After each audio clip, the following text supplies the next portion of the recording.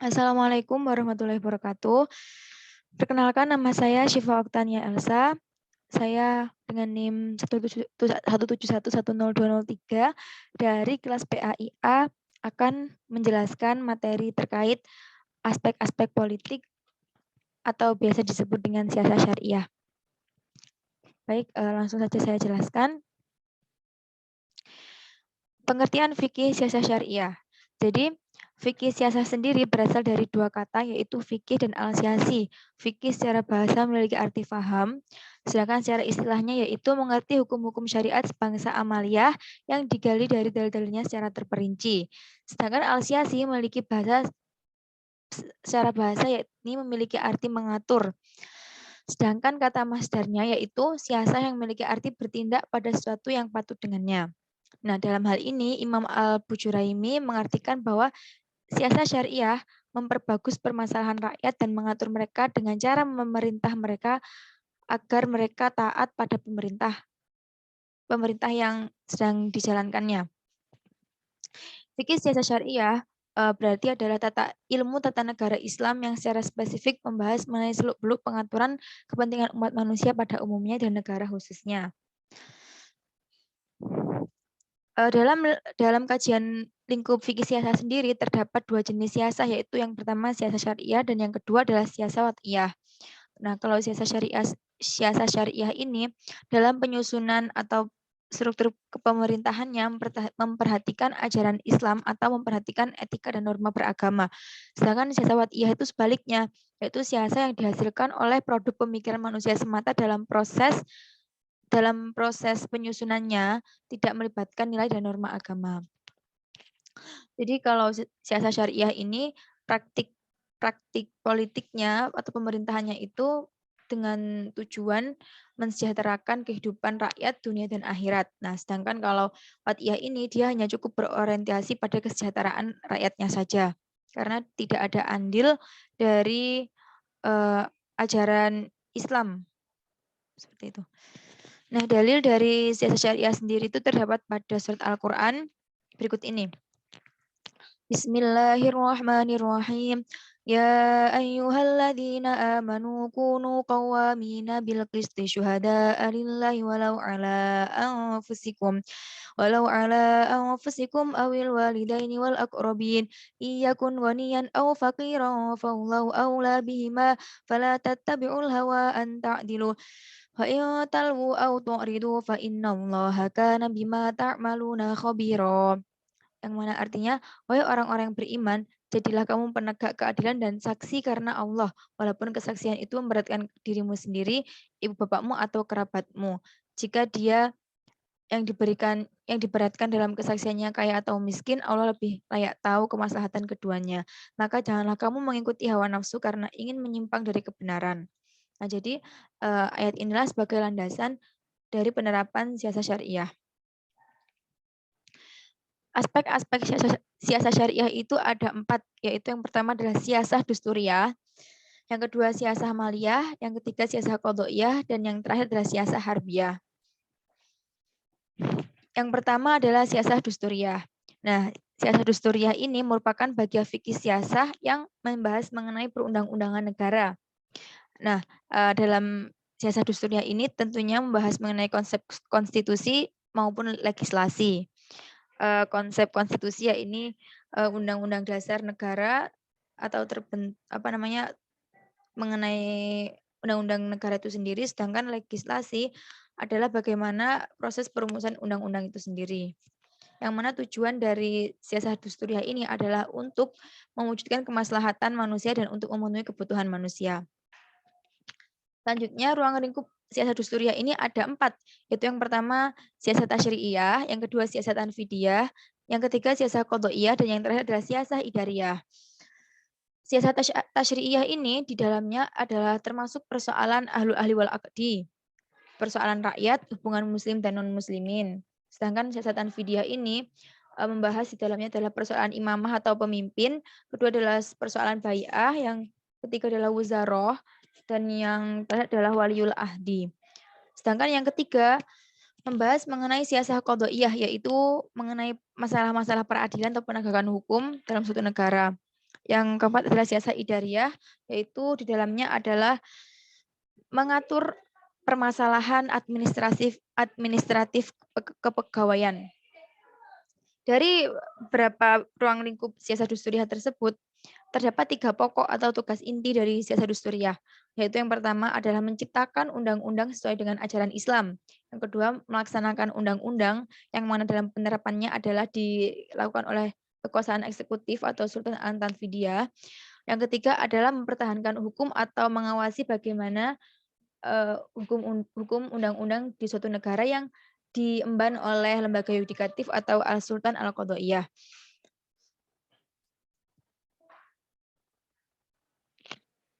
Dalam siasah dusturiah ini terdapat istilah ahlul ahli wal aqdi. Jadi ahlul ahli wal aqdi secara bahasa adalah orang yang dapat memutuskan dan mengikat. Para ahli fikih siasah merumuskan pengertian ahlul ahli wal aqdi ini sebagai orang yang memiliki kewenangan untuk memutuskan dan menentukan sesuatu atas nama umat warga negara. Jadi istilah lain dari ahlul ahli wal aqdi sendiri adalah Dewan Perwakilan Rakyat, yang mana lembaga ini menaungi atau sebagai wakil dari rakyat untuk menyampaikan aspirasi maupun keluh kesah, ya seperti itu. Berikut ini adalah syarat dan mekanisme pemilihan ahlul ahli wal aqdi, yaitu yang pertama adil, tentu adil dengan segala syarat-syaratnya. Yang kedua memiliki ilmu yang mumpuni. Yang ketiga adalah memiliki wawasan dan sikap bijaksana dalam memimpin. Selanjutnya adalah siasah maliyah. Nah, siasah maliyah ini secara bahasa adalah ilmu politik keuangan, sedangkan secara istilah adalah lembaga yang mengatur segala aspek pemasukan dan pengeluaran keuangan yang sesuai dengan kemaslahatan umum tanpa menghilangkan hak individu dan menyanyiakannya. Jadi, siasah maliyah ini lebih tepatnya adalah yang mengatur pemasukan, pengelolaan, dan pengeluaran uang milik negara. Siasah maliyah ini berfokus pada 3 hal, yaitu rakyat, harta, dan negara. Yang mana bagian yang mana pengelolaan itu berupa zakat, infak, wakaf, sedekah, usyur atau bea cukai, serta kharaj yaitu pajak. Dan dalam pelaksanaannya sendiri, siasah maliyah ini dikelola oleh lembaga yang disebut dengan Baitul Mal.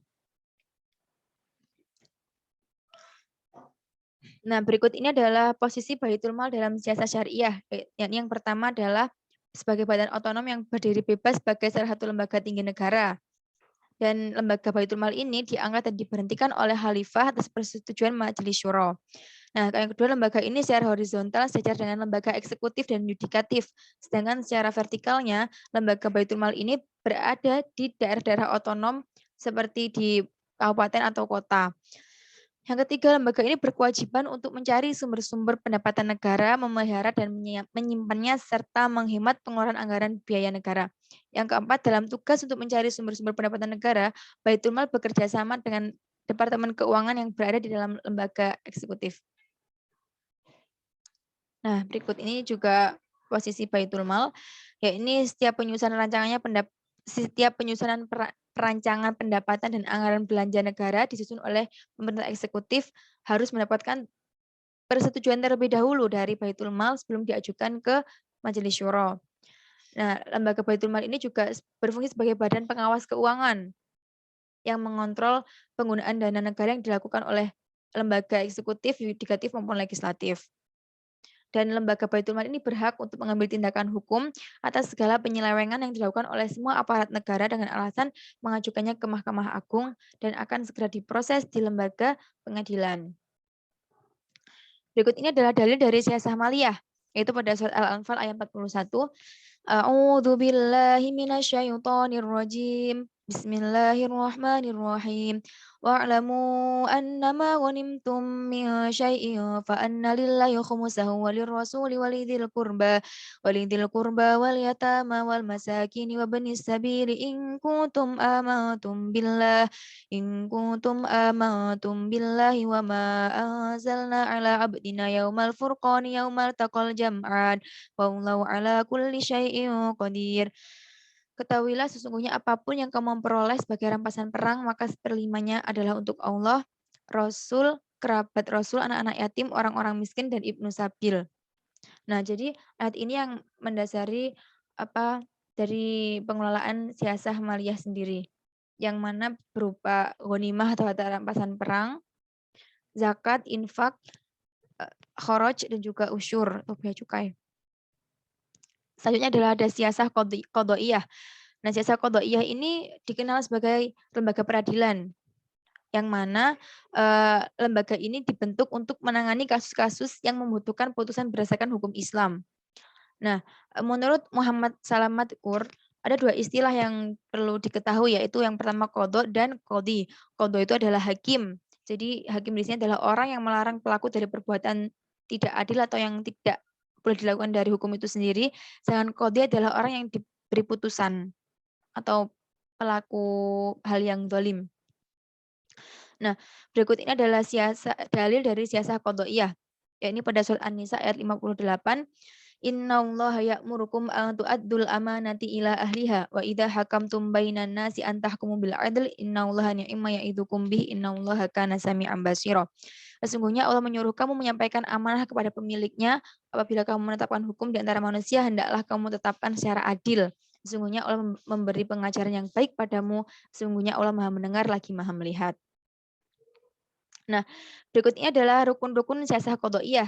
Yang pertama adalah hakim, yaitu orang yang diangkat oleh penguasa untuk menyelesaikan dakwaan-dakwaan secara karena penguasa tidak mampu menyelesaikan sendiri tugas itu.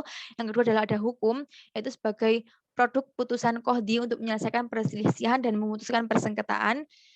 Yang ketiga ada al-mahkum bih, yaitu hak kalau pada al-qadhiyul Islam, yaitu penetapan qadhi atas tergugat dengan memenuhi tuntas penggugat apa yang menjadi haknya, sedangkan al-qadhiyul tarki, penolakan yaitu penolakan atas gugatannya. Yang selanjutnya adalah ada mahkum alaih, yaitu orang yang dijatuhi putusan. Selanjutnya adalah ada al-mahkum lahu, yaitu penggugat suatu hak yang merupakan hak manusia semata-mata. Nah, siasah qadhaiyah ini terbagi lagi menjadi dua, yaitu peradilan madzalim dan qadhi al-qudha. Peradilan al-madzalim merupakan lembaga peradilan yang menangani masalah kezaliman penguasa beserta keluarganya terhadap hak rakyat. Oleh karena itu, dengan adanya peradilan madzalim ini diharapkan hak rakyat dapat dilindungi. Seperti itu.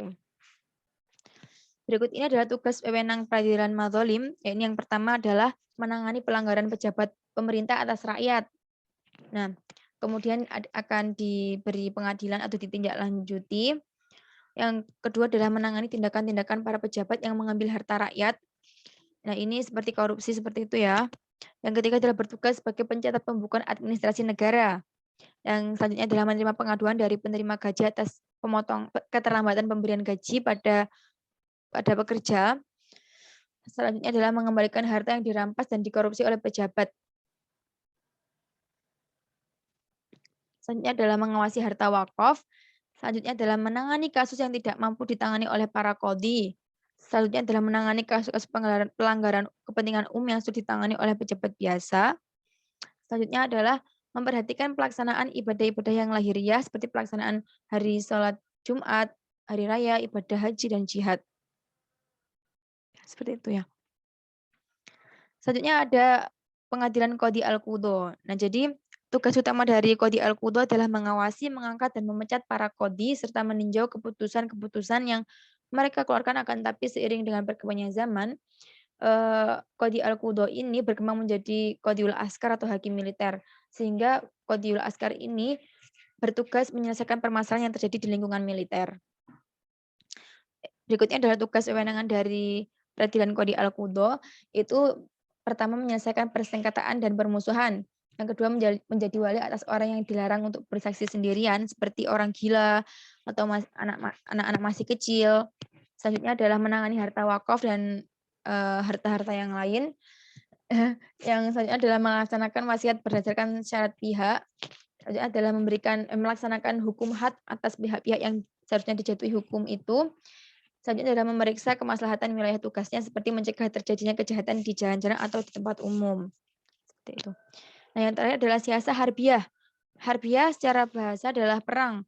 Jadi Siasat harbiah adalah wewenang atau kekuasaan serta peraturan pemerintah dalam keadaan perang atau darurat. Nah, dalam kajian